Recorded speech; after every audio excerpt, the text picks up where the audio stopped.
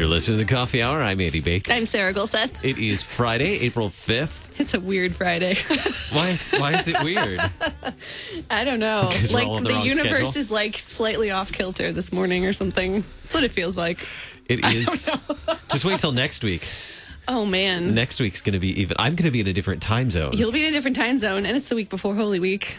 And then it's Holy Week, and then it's Share-a-thon. And then it's May. And so there you have it, folks. There's the whole schedule for April. There's your schedule. That's what's happening. I'm looking forward to Holy Week. All the great services. Yeah, looking Vigil. forward to that. Vigil's coming. Yeah. I'm so excited. Is that your favorite service? It is my favorite service of the whole year. It's so good. When the lights and the bells all happen and we actually can, Lights and bells. Lights and bells. Yep. That's Sarah's favorite part of the year. Oh, thanks to Concordia University, Wisconsin for supporting the Coffee Hour. You can find more about Concordia University, Wisconsin at cuw.edu. cuw.edu. We have far more important things to talk about Than lights and bells. These are some of Sarah's favorite things. This is one of my favorite things, though. I was so immersed in the March issue that I haven't made it too far into the April issue of the Lutheran Witness. So here to give us a little preview of the April issue of the Lutheran Witness, our managing editor of the Lutheran Witness, Rachel Bomberger. Good morning, Rachel. Hi, guys. Hi. Good morning. I'm here. You're here. You are here. So, okay, maybe I've been putting off the April issue, even though I've had it for a couple of days, is because I'm thinking there's Easter content in it, and I'm holding off until Easter. Maybe it's subconscious that but there's Holy Week content in it as well. So this issue is Christ alone. Easter falls practically in the middle of April. Mm-hmm. So, we were faced with this. Well, how do we cover Easter this year? But we decided to take it back to that Lutheran essential, the cross of Christ. We preach Christ crucified. Well, what does that mean? So the issue is Christ alone, and it really focuses on the crucifixion, on the atonement, and so from some different angles than maybe people have thought about in a while. And at first, when we were putting this issue together, I thought, Christ alone, that's like the basic Lutheran essential. Isn't that everybody knows that, right? But the more I thought about it, and you'll see in my editor's letter what I did, and without actually referencing these books explicitly, I went and checked out the Amazon bestseller list in the religion and spirituality category. Not a lot of Jesus there, friends. I guess that tells us something. Yeah, apparently. I mean, not surprising, but apparently, really. Yeah. Christianity is about washing your face right now. So. Womp womp. Ouch. Yeah. Well. No, but so it was. I was like that gave me confidence and reassurance that yes, even if this is essential, we need to come back to it again and again and again and look at it from new and unexpected ways. So that's what we've kind of done in this issue, and I really, really hope and pray that it will be a helpful thing to people as they go into Holy Week to meditate on the cross of Christ. And perhaps from a perspective that they might not have considered before. Yeah, this is just juxtaposition. Oh man, big word. Ooh, big word Friday. Yeah, you make my editor's heart so happy. Say it again. Juxtaposition. Yes, I said it did another big Said word it this twice. morning, and man, yeah, I don't know. Now, if I we can told you, get to today's weird. concupiscence, my life will be complete. Hey, I mean, this issue would be very appropriate.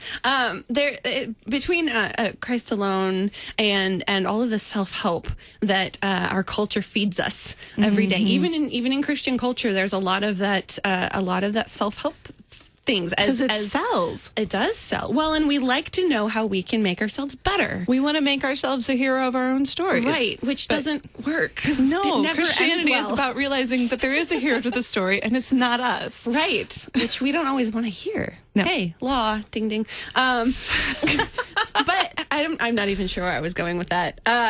But in this issue, you're right. We get to see the crucifixion from a lot of different angles, and they're very interesting articles. I like the science one the best, I think. Yeah. So it might need a trigger warning for people who don't like to read about gore. Yeah, well, the image, if you have it in front of you, the trigger warning is in the art for the article. But just to sort of go through some of these different angles. Yeah. We had, veteran theologian David Scare, who has spent his entire career just about deep into the Gospel of Matthew, sort of pull out some new theological notes. So there's our theologian. The article you were referencing is by Dr. Gerard Stanley, MD, not PhD in theology, but medical doctor, who really walked us through some of the, as you said, graphic, but in a clinical sense. Yeah. Elements of the physical suffering of Jesus. When Jesus says the Son of Man must suffer, he doesn't mean in a metaphorical. I mean, he does mean in a profoundly spiritual sense, but also on the surface, the physical sense. I mean, that human Jesus. Yeah. I mean, this stuff happened. Mm-hmm. It was, yeah. And then we also brought in an artist, Kelly Schumacher, who's a friend of this show, I know, to pick out a favorite piece of classical art and sort of walk us through some of the spiritual themes and that, dealing with Jesus' passion. We had Michael Ziegler, who is the new Lutheran Hour speaker, and it was such an honor to work with him on this article, look at how the cross of Christ sort of impacts our apologetics, and in a larger sense, our entire evangelistic project, that we aren't... we don't have to go about this like lawyers. God has given us the most compelling story to tell. Maybe we start there. Yeah. So that's a really, really great article. And then, of course, we got Pastor Hans Feeney, who did a comic strip for us, sort of looking at sort of what's at stake in a pluralistic culture for when you say, I am on the side of Christ crucified. I won't give too many spoilers for that. And then a couple other friends of the magazine, Jacob Corzine from Concordia River Forest. Yay. And also my own colleague, Cheryl Magnus, whom you all know from Reporter, but is actually a really brilliant and insightful writer, aside from journalism. So it's a great issue. It is. It is. And don't miss the inside cover, the back inside cover. Back cover. Yeah. Shout out to KFUO. Oh, yeah, KFUO you guys, Share-a-thon. Yeah, full page splash ad for KFUO. Page. I'm sure that's your favorite page. It kind of is in this issue. So yeah, if you want all the Share-a-thon details in print, Inside there they are. cover. They're right there in your issue of the Lutheran Witness. You really covered. You went literally from arts and science. You covered both art and science in this issue. Yeah. We had one topic, many angles. Yeah. Which was kind of we don't always do it that way, but it turned out really cool. Yeah, it did. I like it. Feeds all the nerdy parts of everyone's brain. Something for everyone. In a really good way. Yeah.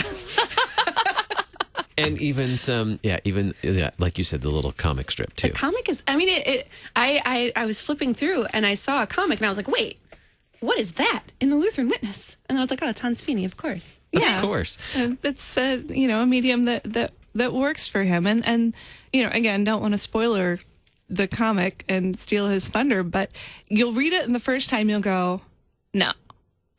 And then you'll go, actually, and then you'll be back to it's a comic that will make you think about what's at stake in living under the cross. Yeah. And the regular column from Gene Edward Veith as well. Oh, yeah. Some good stuff in there. That was really tough because there was so much religious news for the month previous that he did a great job of squishing in a ton of stuff, some of which I'd read, some of which was news to me. And that's the whole point of this. In case you missed it, this happened in the world while you were all focused on whatever was happening in the White House. And it matters for you in your daily life. So, really, really appreciated his global perspective on the news. Yeah. This issue, the April issue of the Lutheran Witness, Christ Alone, in your mailboxes by now. It's April 5th, so they should be in your mailboxes by now. I've had mine on my desk a couple of days, and now excited to dig into it. Yeah. Oh, yeah. So I know that it's not going to ruin, the rest of my Lent. It won't ruin. No.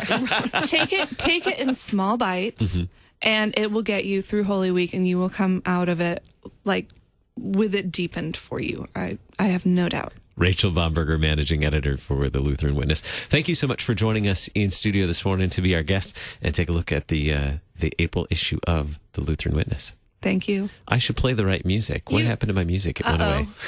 I told you this is a weird Friday. You're listening to Coffee Hour. I'm Andy Bates. I'm Sarah Golseth.